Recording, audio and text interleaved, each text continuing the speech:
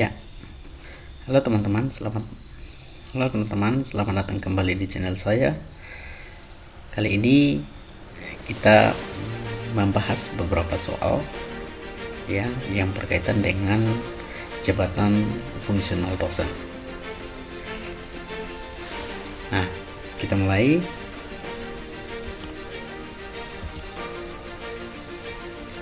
Ya, ini aturan terkait jabatan fungsional dosen yang mungkin teman-teman bisa menghafal ya. Jadi kalau ada pertanyaan yang berkaitan mungkin kita bisa langsung menjawabnya ya, mulai dari Undang-Undang Nomor 20 tahun 2003 tentang Sistem Pendidikan Nasional, Undang-Undang Nomor 14 tahun 2005 tentang guru dan dosen, Peraturan Pemerintah Nomor 37 tahun 2009 tentang dosen ya, dan selanjutnya sampai kepada Permendikbud Nomor 29 tahun 2014 tentang petunjuk teknis pelaksanaan penilaian angka kredit jabatan fungsional dosen. Ya, kita mulai dengan soal pertama nih. Ya, tugas utama dosen itu apa? Nah, teman-teman sudah pasti langsung tahu nih apa sih yang menjadi tugas utama dosen. Tentu saja jawaban yang paling benar yaitu A ya, mentransformasikan, mengembangkan dan menyebarluaskan ilmu pengetahuan, teknologi dan seni melalui pendidikan, penelitian dan pengabdian kepada masyarakat. Jadi di dalam tugas utama sudah menyangkut tentang tridharma yang harus dilakukan oleh seorang dosen ya.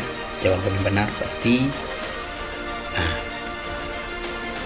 Oke, nomor 2, peraturan yang mengatur tentang jabatan fungsional dosen dan angka kreditnya terdapat pada, nah tadi kan di depan kita sudah melihat tentang jabatan fungsional dosen dan angka kredit itu teratur dalam ya. Jawaban yang paling benar adalah B ya. B itu Permenpan RB nomor 17 tahun 2013, perubahan atas ya Peraturan Menteri Pendayagunaan Aparatur Negara dan Reformasi Birokrasi nomor 26 tahun 2013 tentang jabatan fungsional dosen dan angka kreditnya. Oke teman-teman, sudah berapa benar nih ya? Selamat kalau masih benar terus. Oke, selanjutnya jumlah angka kredit kumulatif minimal yang harus dipenuhi oleh setiap dosen untuk dapat diangkat dalam jabatan akademik. Paling sedikit dibutuhkan angka kredit titik-titik dari unsur utama. Ayo teman-teman. Ya, jawaban yang paling benar pasti A ya, 90%.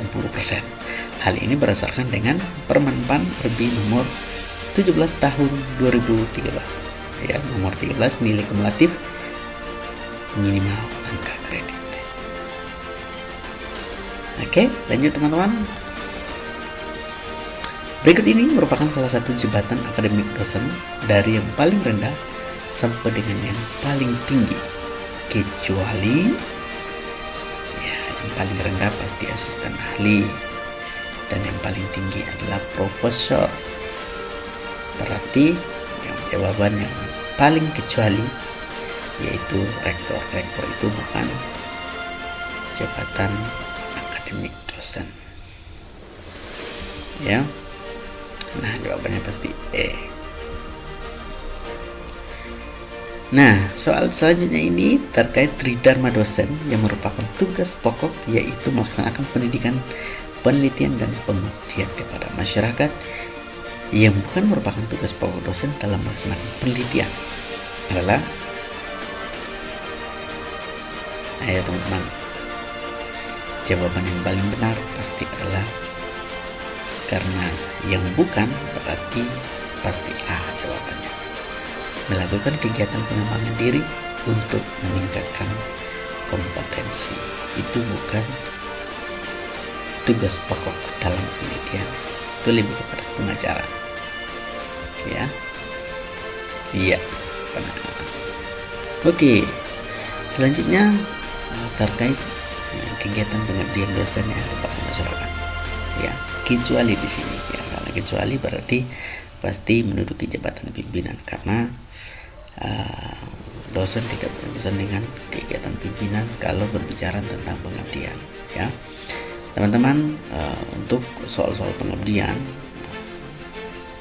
ya dari setiap orang itu pasti ada kecenderungan soalnya itu kemana gitu. Ada yang lebih condong kepada pengabdian, ada yang condong kepada penelitian, dan juga mungkin ada yang lebih condong atau lebih banyak maksudnya itu kepada pengajaran. Jadi teman-teman harus ketiga-tiganya itu mempersiapkan diri dengan baik. Ya, karena pengalaman saya itu saya hanya mempersiapkan penelitian dan pengajaran. Kemarin dapatnya lebih banyak kepada pengabdian. Ya, tapi syukur lulus. Oke. Selanjutnya itu tentang lektor kepala yang memiliki ijazah doktor atau sederajat harus memiliki karya ilmiah yang dipublikasikan pada, ya tentu saja ini di lektor kepala ya ijazah doktor wajib untuk nasional terakreditasi. Ya, berdasarkan peraturan Menteri Pendayagunaan Aparatur Negara dan Reformasi Birokrasi Indonesia nomor 46 ya tahun 2013 itu ya pasal 26 ayat 3 huruf B harus memiliki karya ilmiah yang dipublikasikan pada jurnal nasional terakreditasi. Oke, selanjutnya kalau lektor kepala memiliki ijazah magister atau sederajat harus memiliki karya ilmiah yang dipublikasikan pada C, jurnal internasional. Ya. Oke, selanjutnya itu ini ya, terkait angka kredit nih. Ya, mungkin kita kesulitan juga ya dalam menghafal ini. Ya, memang ada tabelnya, teman-teman bisa mencarinya di Google ya, tabel perhitungan angka kredit seorang dosen itu. Ya, entah itu perkuliahan, entah pembimbingan, publikasi, ya, dan lain-lainnya. Ya, siapkan saja. Ya, belum tentu juga muncul soalnya, tapi siapkan saja, siapa tahu muncul. Gitu. Oke, kalau jawaban di sini, nah C ya, untuk perhitungan seperti di bawah ya, mengajar sebanyak 12 SKS dengan total kredit 5,5, 10 SKS pertama dan 0,5 ya, jadi 12 SKS itu. 2 SKS berikutnya itu 0,25. Membimbing skripsi dapat 2 ya, mahasiswa dan menjadi pembimbing utama sehingga mendapat angka kredit sebesar 2 ya. Jadi karena satu mahasiswa itu 1 angka kredit. Kalau pembimbing kedua pasti dapatnya 0,5 ya, atau pembimbing 2, pembimbing 3 dan selanjutnya ya. Jadi total itu